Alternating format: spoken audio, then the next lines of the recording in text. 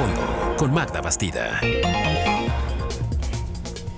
Qué gusto que nos acompañen a fondo. Ya estamos listos para debatir en esta tarde. Mire, el presidente se está jugando sus últimas cartas para poder consolidar su ansiada transformación, aunque sabe que no será fácil. Sin duda, es un reto que tiene por delante. Apenas pasada esta aduana electoral, el presidente puso sobre la mesa 3 reformas constitucionales que podrían ser propuestas en la segunda mitad de su sexenio. Hoy platicaremos acerca de este tema, de ser aprobadas, hacia dónde nos llevarían estas iniciativas, cuáles serían los retos que enfrentaría México y, por supuesto, cuáles serían los retos para el propio presidente Andrés Manuel López Obrador. Le doy la bienvenida a nuestros invitados de hoy, a Paul Hospital, analista político, y Antonio Atolini, también analista político. Bienvenidos, qué gusto tenerlos nuevamente.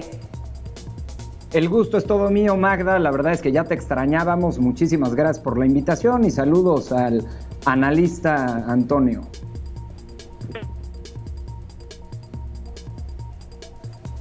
Hola, Tolini, ¿cómo estás?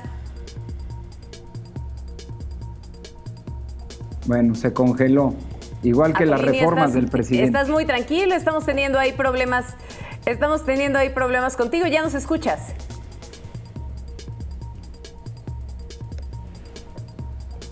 Bueno, creo que está teniendo ahí algunos problemas de conexión. Antonio, si les parece, vamos poniendo este tema sobre la mesa.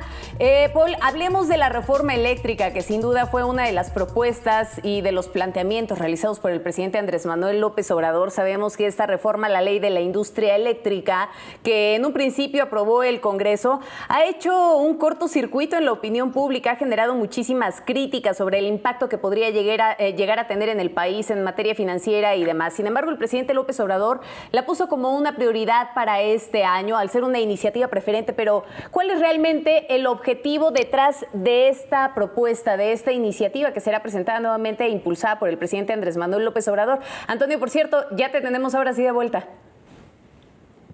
¿Qué tal, Magda? Saludo a todo Torio, gracias por esperar. Si les parece, aquí estamos ya conectados. Escucha a Paul con mucha atención.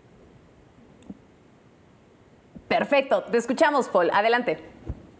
Bueno, pues tremenda apuesta al pasado que hace el presidente López Obrador, pero es parte de la marca de la casa del gobierno de la Cuarta Transformación.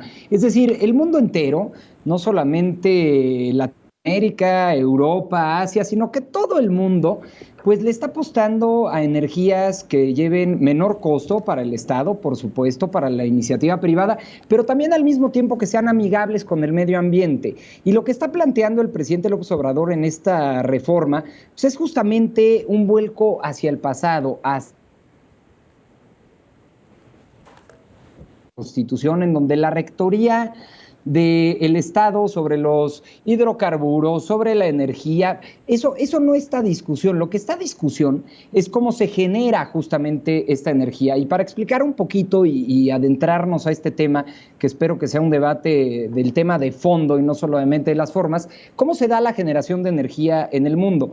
Bueno, pues hay obviamente las inversiones públicas, las privadas, una libre competencia, y dentro de toda esta energía hay las que contaminan muchísimo, las que no son amigables con el medio ambiente, que al mismo tiempo son las más costosas, y por el otro lado, bueno, pues hay energías que hemos descubierto que son mucho más amigables con el medio ambiente y que además generan costos de producción mucho menores a los de 1970, 1980, donde vive estacionado en Palacio Nacional. Entonces, ¿de qué se trata esta iniciativa? A ver, uno puede generar energía a través del gas natural, energía solar, energía eólica, que es la más barata en el mercado. En el mundo entero se está apostando a esto.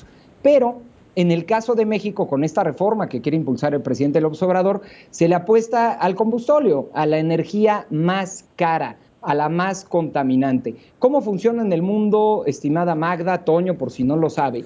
Normalmente se le apuesta primero a la energía más barata y además que cuide el medio ambiente. Una vez que se van agotando las cargas energéticas de lo más barato, es decir, el gas natural, la solar, la eólica y otro tipo de energías, se va entonces ya a la energía cara, que es la del combustóleo. Sin embargo, ¿qué es lo de fondo de esta reforma? Que quiere invertir el orden, es decir, invertir la fila en la cual vamos consumiendo energía y poner primero al combustóleo, dándole a la CFE, pues por supuesto, un lugar muy favorable en cuanto a la competencia contra la iniciativa privada, espantando, por supuesto, la inversión extranjera, para dejar después las energías que son más baratas e, insisto, amigables con el medio ambiente. Mira, nada más para dar un ejemplo, porque ni Toño ni tu servidor somos expertos en la materia, pero el mundo entero está hablando de esto, solamente para que te des idea de los costos. El costo por megawatt del combustóleo es como de 2,049 pesos según los costos del año pasado. 2,000 pesos por megawatt. Cuando el gas natural es de 960 pesos, la energía solar y la eólica de menos de 500 pesos. Entonces, le están apostando a la energía más cara y además, por supuesto, la más contaminante. Están poniendo pues nuestro futuro, el futuro de estas generaciones en suerte. Vamos a poner un alto en este punto, Paul, para poder también conocer cuál es la perspectiva de Atolini. ¿Qué nos dices de esto, Antonio? Nos dice Paul, y lo escuchábamos hace un momento, esto es una apuesta sin duda por un monopolio, es un salto al pasado. ¿Es esta la política del gobierno actual? Bueno, yo creo que Paul se aprendió muy bien la monografía que encontró en la papelería de cerca de su casa para poder hablar sobre las diferencias en los tipos de energía, y además lo que dice está bien, solamente que Paul pierde de vista el sentido de contingencia en donde se centra el debate de esta reforma. ¿A qué me refiero? Las condiciones particulares y específicas que hacen que esta reforma tenga motivación política y además también claridad a qué busca resolver. Es muy tonto, es muy chafa simplemente descartar las motivaciones políticas del presidente ubicándolo como si estuviera obsesionado con una visión antigua y del pasado, porque realmente no termina por explicar qué quiere resolver. En el sector energético, en particular en la industria eléctrica, a partir de la deformación que recibió el sector en 2013 con las iniciativas presentadas por la reforma constitucional que permitió la entrada de privados a un sector que había sido considerado estratégico durante mucho tiempo, en particular y en específico voy a mencionar un caso concreto que habla de qué es lo que busca resolver esta reforma, que claro, sí busca mantener la primacía de la Comisión Federal de Electricidad por encima de otros proveedores para poder garantizar, como parte de la responsabilidad del Estado, energía eléctrica a los hogares e industrias de México. Mira, existe una cosa que se llama tarifas de porteo. ¿Qué significa la tarifa de porteo? Es ese algoritmo que determina cuánto cuesta que los privados utilicen la red instalada de la Comisión Federal de Electricidad para poder transportar energía de un punto A a un punto B. La tarifa de porteo, en parte en la reforma energética aprobada en 2013, se establece un algoritmo de costos que dice que debe dividirse el costo de unidades para determinar ese costo total. Dividir.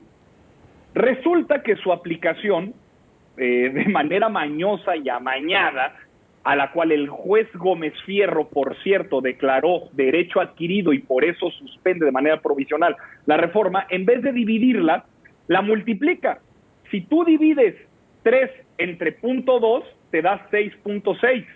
Si tú multiplicas 3 por 0.2, te da 0.6. O sea, es mucho menor lo que van a terminar pagando por un algoritmo mal aplicado, contrario a la propia ley, en el específico de las tarifas de porteo, que beneficia a las empresas privadas abusando de un sector estratégico.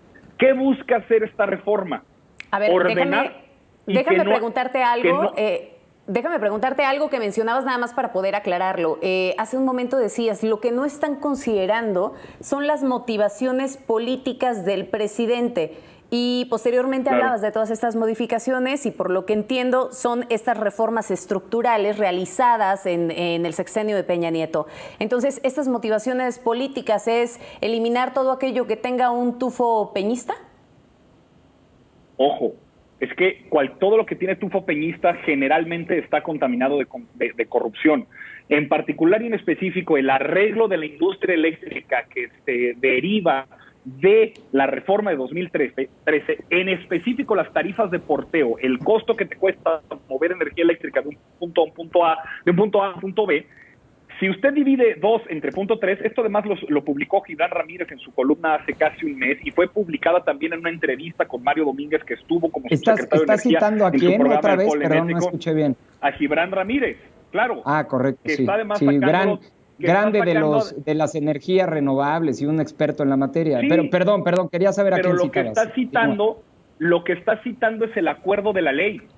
O sea, es que Muy resulta tan complicado, profuso y confuso que mucha gente habla en estas generalidades que no llevan. Bueno. Bien, creo que ahí se nos... La cantidad de te trabaste un poco, Antonio, pero te escuchamos. No, bueno, es que hasta el Internet está en contra de que citen a Gibran Ramírez con su estudio sobre las energías renovables en este programa. Pero bueno, si ese es el argumentario que quiere poner Toño en la mesa, adelante.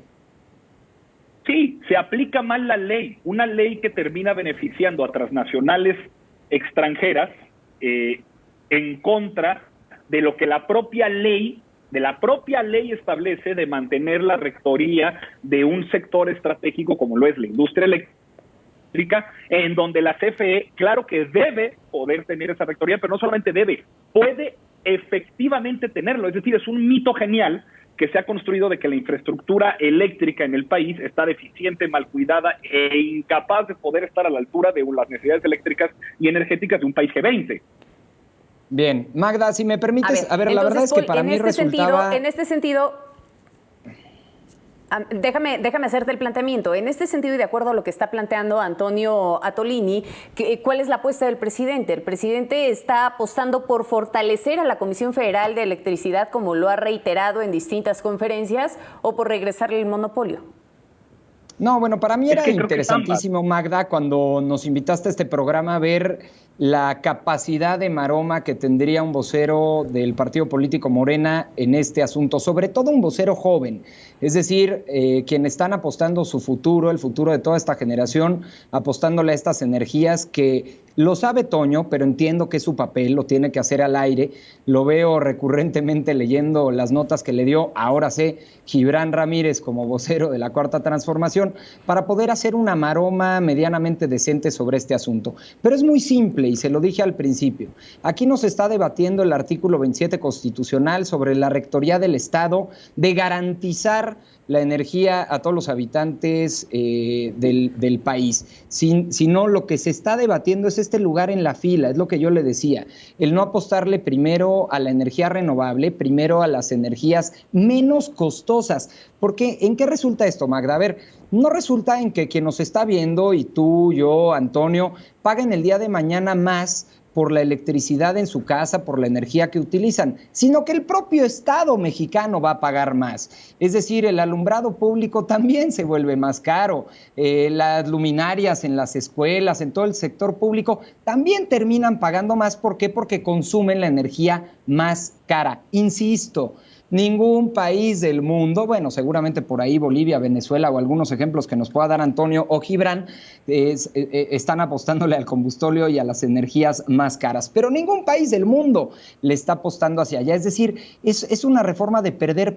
Perdemos inversión, perdemos capacidad de atracción de inversión extranjera, inversión nacional en materia de energía, pero pierde el Estado mexicano también al pagar la energía más cara. Eso es lo que están haciendo al cambiar el orden en la fila. Eso es lo que está a debate. Paul, te he de decir una cosa, porque realmente con la reforma realizada también en el sexenio de Peña Nieto, no se logró bajar las tarifas eléctricas a un precio menor, mucho menos tampoco el del gas. Tampoco se logró aumentar la producción de petróleo a 3 millones de barriles diarios, como se tenía planeado dentro de esta reforma. Elevar la producción de gas natural tampoco fue una de las metas que logró cumplirse en todo este sexenio desde la implementación de la reforma, y sustituir las centrales eléctricas más contaminantes con tecnologías limpias y con gas natural. Se quedaron todavía a la mitad. Hay muchas razones que seguramente inciden en esta perspectiva, pero buscando también este equilibrio entre ambos comentarios.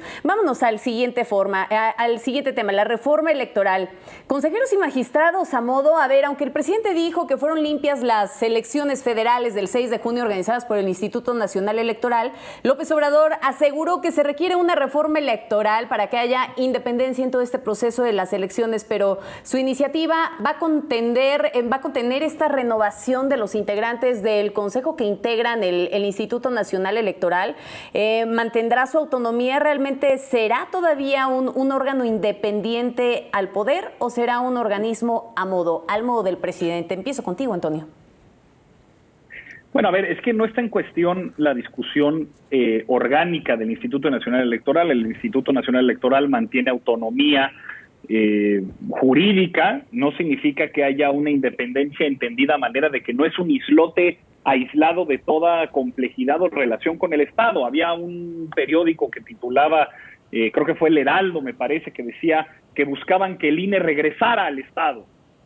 Pues me parece una completa tontería y un sinsentido, porque por supuesto que el INE forma parte del Estado mexicano y está sujeto a sus reglas y procedimientos. Simplemente en la manera en la que se conforma y en los alcances y los procedimientos propios del INE, creo que es muy sano debatir la manera en la que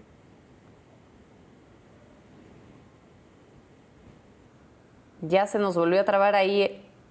Se nos trabó Tolini. Bueno, mientras vámonos contigo, Paul, ¿qué nos dice respecto a esta propuesta de iniciativa? No, creo que ya ¿te nos agarró trabaste, internet, Antonio? A ver, si no, parece que ya te tenemos otra vez.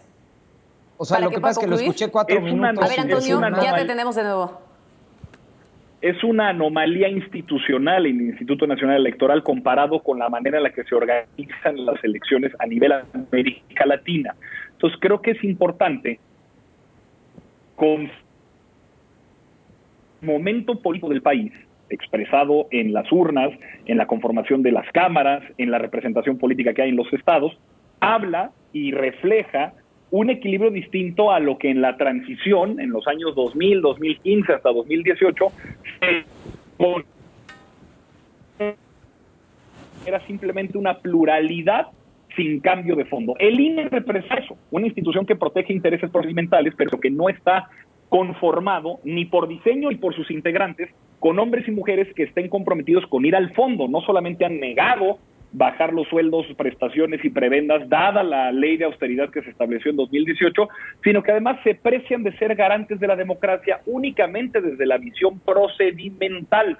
Me parece, por ejemplo, que es una aberración que hayamos diferido la fecha de la consulta popular, un consagrado en la Constitución, a un mes después del proceso mismo electoral, y por supuesto haciéndole muchísima notoriedad y convocatoria a las personas, simplemente porque los derechos no se consultan y que la ley no se aplica, un procedimentalismo completamente fuera de lugar al momento político que vivimos en el país. Ok, vamos a escucharte, Paul, y si quieren enseguida regresamos también para esta réplica, porque me parece que también tienes un punto interesante en este aspecto. Sin duda hay muchos que señalan que sí, en efecto, debe de haber una reforma electoral como generalmente las ha habido a fin de poder fortalecer la democracia, pero ¿hasta qué punto tendría que llegar esta reforma? De acuerdo también a lo que nos acaba de comentar Antonio. A ver, sin duda alguna, y después de cada elección, cada 3, cada 6 años, se dan distintas reformas electorales. No olvidemos que ahora la sobreregulación electoral, de la cual, por cierto, durante toda la campaña se quejó el presidente López Obrador, fue propuesta por ellos mismos cuando eran oposición. Es decir, la no injerencia de los actores públicos, de los servidores públicos del Estado dentro de las elecciones, la restricción de los programas sociales, de los apoyos, todo eso fue impulsado desde la oposición y se da siempre post a los hechos electorales, a la jornada electoral. Ahora, estamos discutiendo, Magda, en el abstracto, es decir, a diferencia de la reforma eléctrica, que hay una iniciativa ya presentada, ya votada, con puntos y comas, aquí estamos discutiendo sobre lo que ha comentado el presidente López Obrador en las mañaneras, es decir, ha dejado algunas luces de por dónde vendría esta iniciativa preferente, que no solamente habla de la remoción o de cómo se elige a los distintos consejeros, consejeras del Instituto Nacional Electoral, sino que también habla de la reducción de los diputados y diputadas plurinominales, de representación proporcional. Es una tentación, es una tentación que ha tenido siempre el partido político mayoritario en el gobierno, el partido entonces hegemónico, el PRI, el que ganaba los 300 distritos electorales, pues más de una vez se negó a esta representación de las minorías, de las voces de oposición. Sin embargo, me parece delicadísimo que lo pongan sobre la mesa. No me imagino al presidente López Obrador, cuando Morena en el 2015 pues no ganaba absolutamente nada, pues poder poner sobre la mesa la desaparición de la representación proporcional y que los pocos votos o el porcentaje de votos que tenía el entonces naciente partido político Morena no tuviera una voz válida dentro de los congresos de los estados y del Congreso de la Unión. Entonces, parece un poco que se acomoda ahora que tiene la mayoría o la mayoría de las preferencias electorales y tira a la basura años de lucha de la oposición.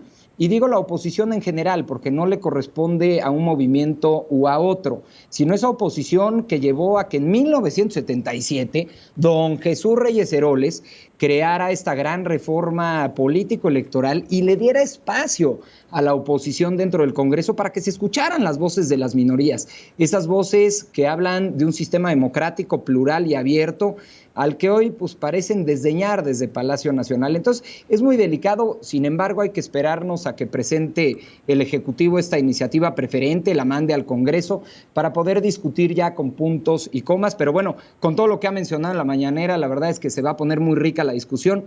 Coincido solamente en esto con Toño, en que vale la pena poner sobre la mesa y discutir la forma en que son electos las y los consejeros del Instituto Electoral, no solamente en el INE a nivel nacional, sino también quienes forman parte en los estados de la República. Entonces es una discusión muy amplia, vamos a esperar a ver cómo viene esta reforma, pero sí, de verdad es esquizofrénico cómo cambia el discurso cuando son oposición y cuando son gobierno.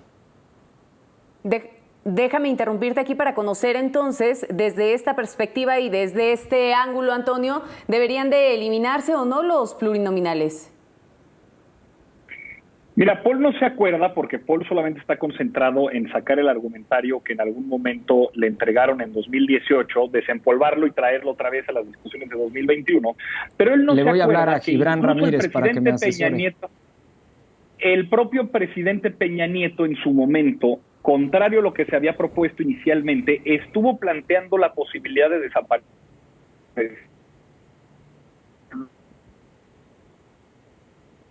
Salieron a rechazar. Sí, Antonio, creo que ya te nos volviste a quedar trabado, Antonio, y no te escuchamos. No te escuchamos toda la idea, te cortaste a la mitad, nos quedamos en Peña Nieto. No, hombre, creo que seguimos teniendo ahí problemas de conexión con Antonio. Ajá. Sí, te escuchamos, Antonio. En algún momento el presidente Peña Nieto también... Vamos a tratar de mejorar... Si te parece, Antonio, vamos a tratar de mejorar la conexión. Vamos a hacer rapidísimo una pausa. Ya sabes, estas cosas pasan en media hora de la distancia. Hay que tratarnos de adaptar a las tecnologías. Hacemos un corte y volvemos para continuar y concluir este comentario de Antonio.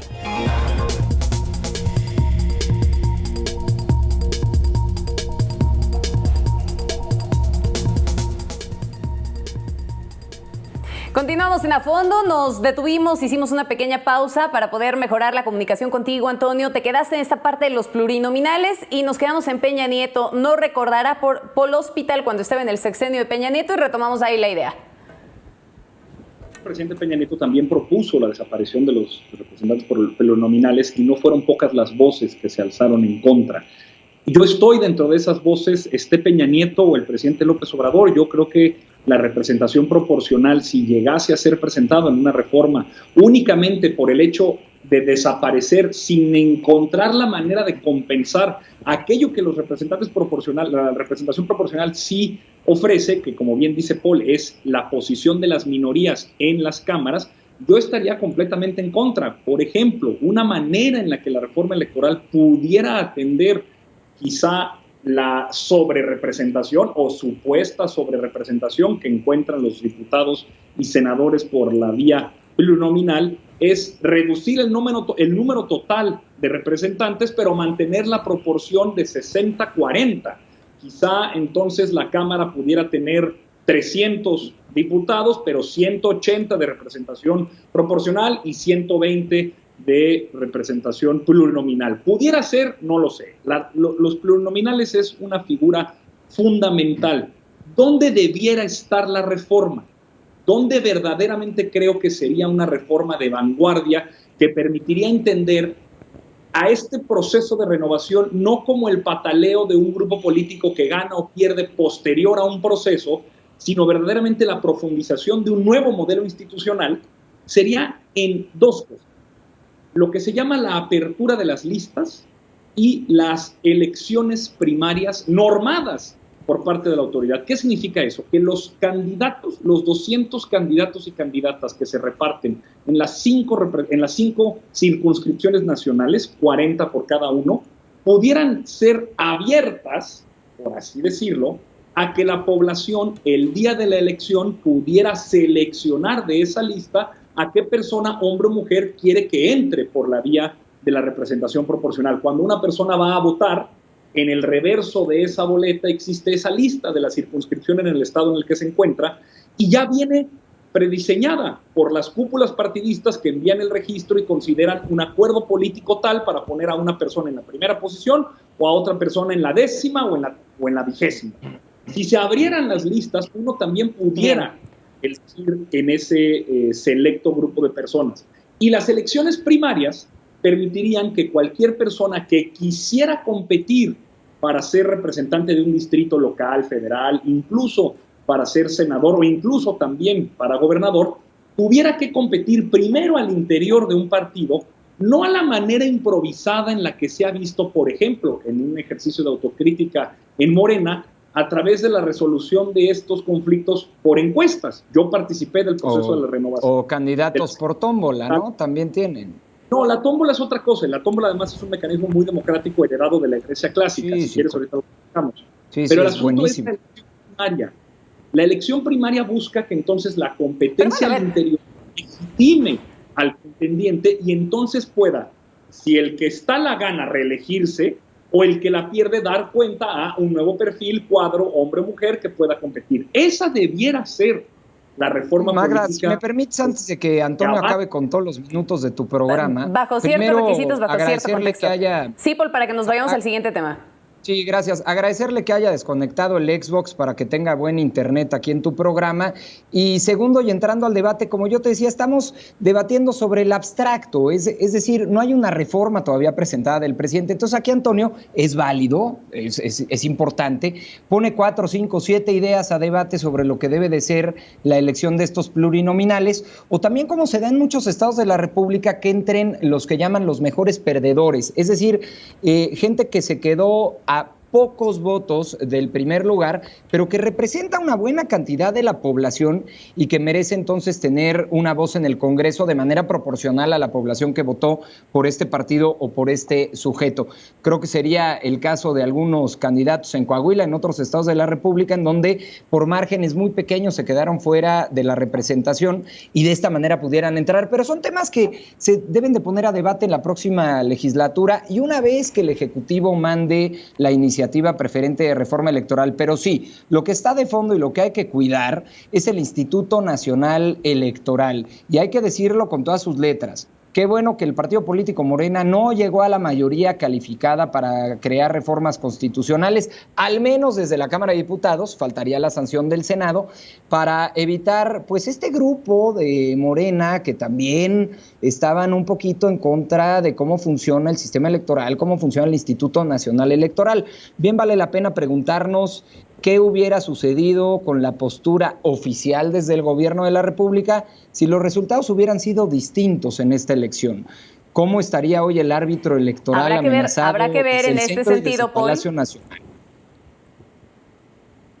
Habrá que ver en este sentido qué papel va a terminar jugando pues algunos resentimientos y finalmente también hay que decirlo, Paul, en muchas ocasiones parte de esos plurinominales son puestos nada más a conveniencia y por compromiso político que se tenía de los diferentes partidos, sin enfocarnos nada más a uno solo. Vamos a pasar al siguiente bloque, hablemos de la reforma a la Guardia Nacional.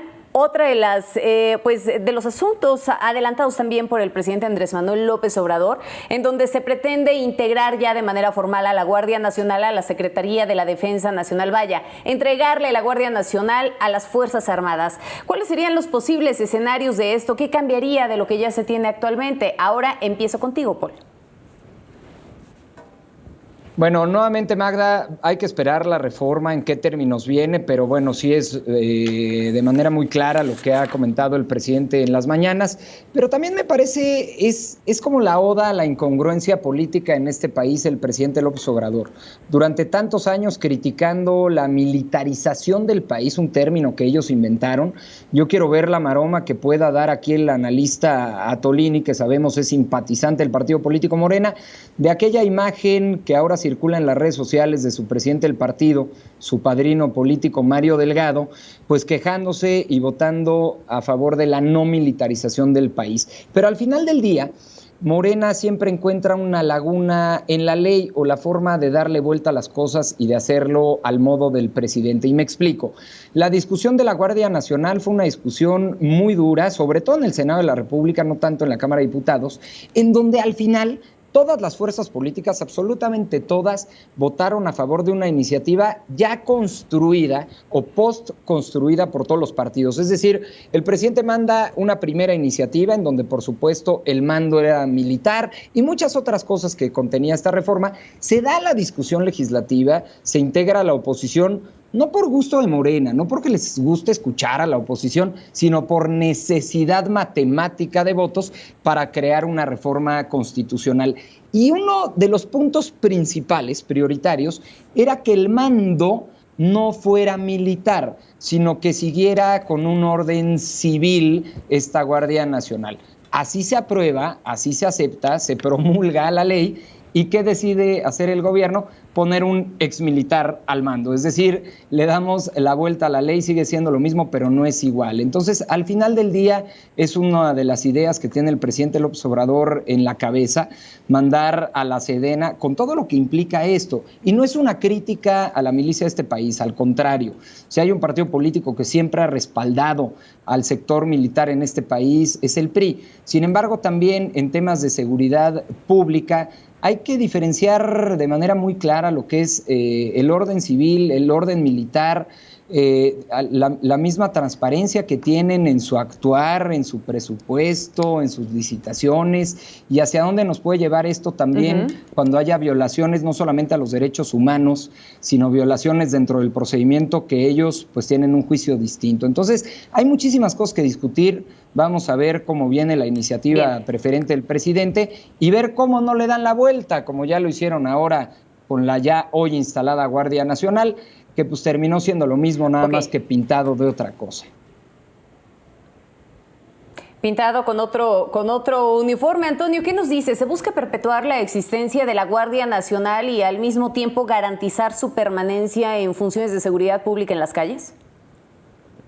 Bueno, creo que sí. Es decir, a ver, el modelo original sobre el que se pensó la Guardia Nacional respondía un poco a cómo los carabinieri están consolidados en Italia, forman parte de una fuerza castrense, por llamarlo así, a la par de la Marina, la Fuerza Aérea y el Ejército Regular. Sería, digamos, una cuarta división por parte de las Fuerzas Armadas mexicanas, y la Guardia Nacional estaría dependiendo de la Secretaría de la Defensa Nacional. ¿En qué términos y de qué forma? Pues en efecto, no lo conocemos. Sin embargo, lo importante no solamente es llenar de lugares comunes la discusión, sino ofrecerle a la gente que está escuchando este programa algo que le permita entender la diferencia entre una doctrina militar de búsqueda y captura, como se estableció en el sexenio de Calderón, se siguió en el sexenio de Peña Nieto, y una doctrina militar completamente distinta de resguardo y ocupación de territorio, en donde ya, por ejemplo, no existen operativos ni despliegues, sino que ya la Guardia Nacional encuentra arraigo directo en los territorios que por desaire, por negligencia y por incapacidad institucional de muchísimos gobernadores, no hay fuerzas policíacas, ni municipales ni estatales, por supuesto, que puedan ocupar el territorio para garantizar que se respeten los derechos de vida y propiedad. La Guardia Nacional resuelve esos problemas y resuelve un problema fundamental que era la falta de capacidad territorial del Estado para hacerse presente en todo el país. ¿La reforma vendrá? Sí. ¿En qué términos? Administrativos. Últimamente la doctrina militar y la manera en la que la Guardia Nacional ha sido construida, ejecutada y desplegada a nivel nacional, hoy pues creo, con mucho respeto, Paul, pero creo que hoy la Guardia Nacional, a 3 años de haber sido iniciado su proyecto, no cuenta con Tlatlaya, ni Nochistlán, ni Ayotzinapa, ni ningún caso grave de violaciones a derechos humanos que puedan poner en efecto la doctrina de la Guardia Nacional no es la búsqueda. No puedo creer que digas esto en televisión nacional. No, en realidad lo digo así, la Guardia Nacional tiene otra. Sí, bueno, qué cinismo, lo entiendo, y también es un reto hablar del asunto de seguridad representando al partido político Morena. La verdad es que valoro mucho que lo hagas al aire, entiendo que es tu trabajo, pero al final del día no se han dado los resultados que prometió el presidente de la República. Y algo importantísimo, Magda, es al final del día lo que yo te decía en esta área de oportunidad, en donde siempre busca darle la vuelta el partido político Morena, están asfixiando de manera literal, asfixiando presupuestalmente a las policías municipales y a las policías estatales. No olvidemos que en los últimos presupuestos de egreso, donde tiene la mayoría la Cámara de Diputados el partido político Morena, han aprobado desaparecer prácticamente el Fortaseg. Todos estos apoyos que eran para capacitación, para patrullas, para armamento, para que la policía municipal, la más próxima a los delitos del fuero común, a darle la oportunidad, pues pudiera resolver los temas de la ciudadanía. Entonces, hay una asficción presupuestal. Vamos a darle la oportunidad a Antonio para que también pueda concluir. Para que también pueda concluir esa idea. Que Paul sigue insistiendo y trata a la audiencia. Antonio. Paul está tratando a la audiencia como menores de edad. El Fortaseg se establecía a partir del Secretariado Ejecutivo, que tenía una relación con la Comisión Nacional de Seguridad, controlada hasta 2018 por la Secretaría de Gobernación. El Fortaseg servía como un instrumento de chantaje y manipulación que desde el Secretariado Ejecutivo obligaba a municipios y a estados a comprar específicamente cierto material de cierto proveedor con cierta tecnología que se utilizaba y se enmarcaba en lo que se llamaba la red IRIS, la red de telecomunicaciones específicamente utilizada para las Fuerzas Armadas, que fueron materia por los últimos 22 años de un sinnúmero de transacciones corruptas. Se desaparece el modelo de gestión a través del cual se ejercía ese presupuesto. No significa que desaparece ese presupuesto, pero es increíble. El pretexto de la corrupción para acabar con todo y asfixiar a los municipios. Esté repitiendo 3 años las mismas mentiras, impidiendo que una persona que hace el mínimo esfuerzo para comunicárselo a la gente, estemos hablando Antonio, de términos que en 2018 se superaron. ¿Cómo le explicamos a la gente los problemas de 2021? Gracias, Antonio. Mira, tienes 2,466 déjenme ponerles una pausa aquí. Nada más, Magda, para terminar, perdóname, para contrarréplica. Toño, tienes 2,466 municipios en este país. Te invito a que visites uno y le preguntes al presidente o presidenta municipal qué opina de los recursos federales que les han recortado para capacitación, para armamento, para que tengan policías, para defender a la gente que representan. Uno que visites de los 2,400. Vamos a poner una pausa en este punto. El asunto de la seguridad, un tema tan complejo que requiere siempre esa coordinación interinstitucional. Nos vamos a un corte. Regresamos para volver con las conclusiones.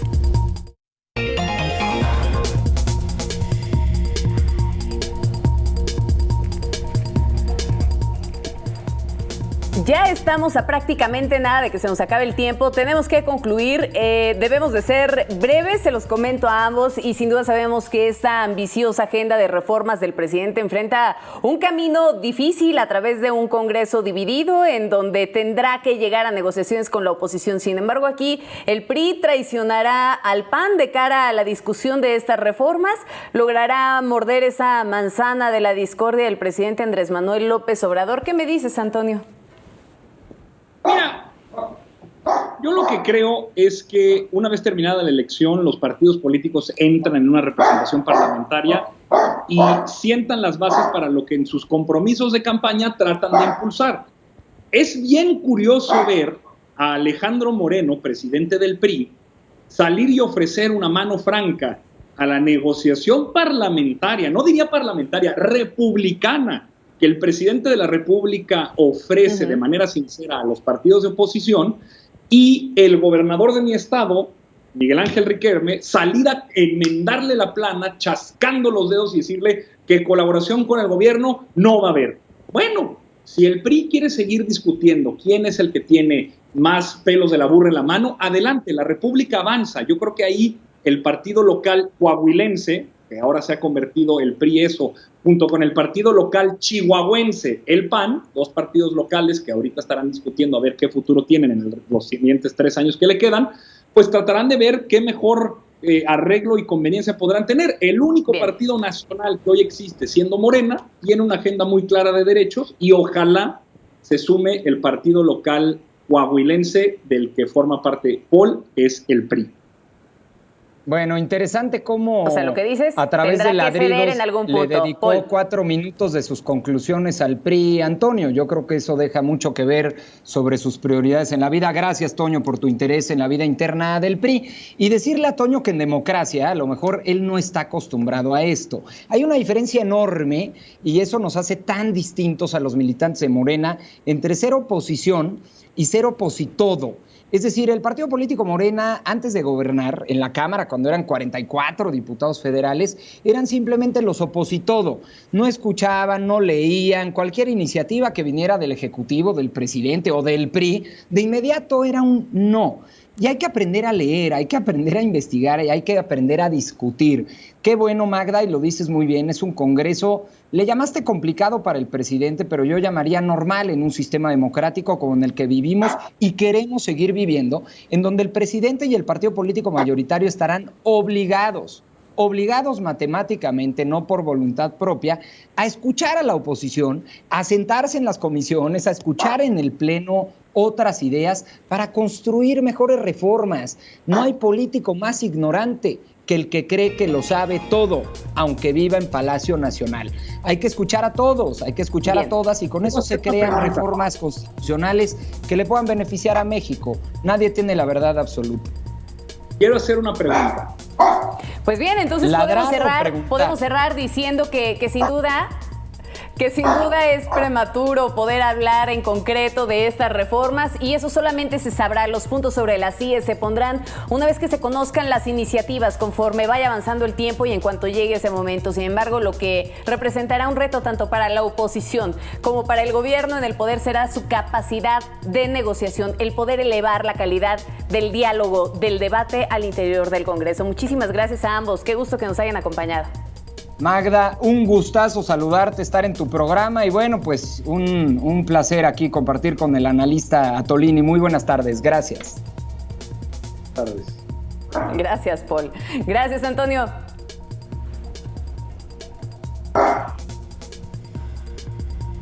Pues ahí está, hemos llegado al final de este programa de análisis y debate. Como siempre, ha sido un gusto poderle acompañar en esta tarde. Usted ya me conoce, yo soy Magda Bastida, y también llegó el momento de que cedamos la batuta de este espacio a Alberto García. Alberto, hay muchísima información y por supuesto también análisis en esta tarde.